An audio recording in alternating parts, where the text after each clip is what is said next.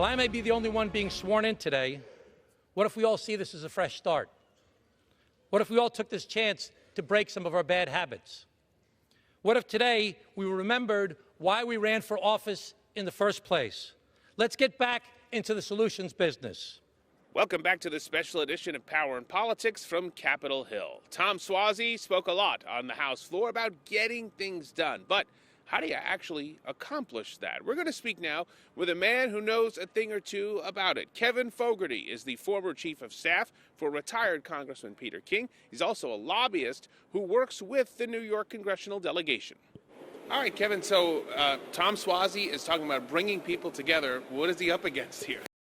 I think it's definitely a polarized, very partisan environment, but I think that given the way the Long Island delegation is right now, I think he's probably the perfect person to reach across with the Republicans and get stuff done, especially for Long Island. This is what you're really working on, day in, day out, trying to find bipartisan solutions. It isn't easy. How does the election dynamic come into all of this? Obviously, presidential at the top of the ticket, but just a few months, Suozzi is going to have to run again. Yeah, and I think now with the redistricting that's coming out, some of the seats on Long Island will be a little bit more secure, especially even for Congressman Suozzi. But, when you're going through with these big items and things that resonate on Long Island, that need to reach across the aisle and get things done is going to be important, especially with the vote count so tight.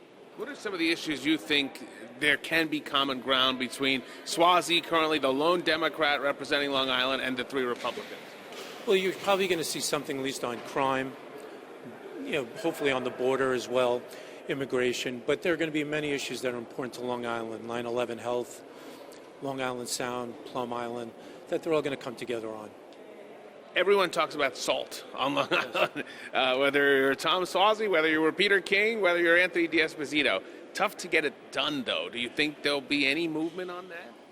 Well, unfortunately, there was a valiant effort to try to get it done, but it came up a little bit short. And I think as you're going, especially now that with a lot of the funding issues having to be put into big sort of packages, there might be some wiggle room to try to get something done and put in that both Democrats and Republicans, especially in New York, can agree on.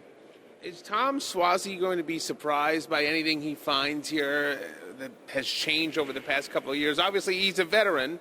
There won't be much of a learning curve, but still it seems like we're even more polarized than we were just a couple of years ago. Yeah, I don't think it'll be a problem for him. It's really just going to be about new faces because of the change that's been going on and the change that'll be coming up in the next Congress as well.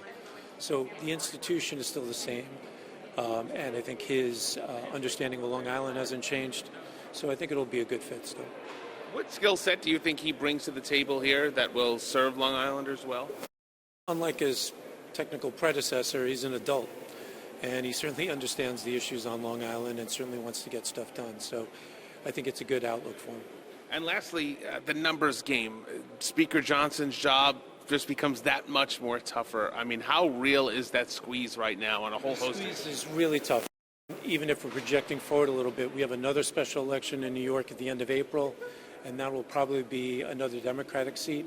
So that vote gets even smaller, and the will gets room. So that's why I think you're going to see a lot of bipartisanship and agreement, because without it, if we stick with the partisanship, nothing's going to get done. That is all the time we have this week on Power and Politics. Reporting from Washington, I'm Rich Barrabi.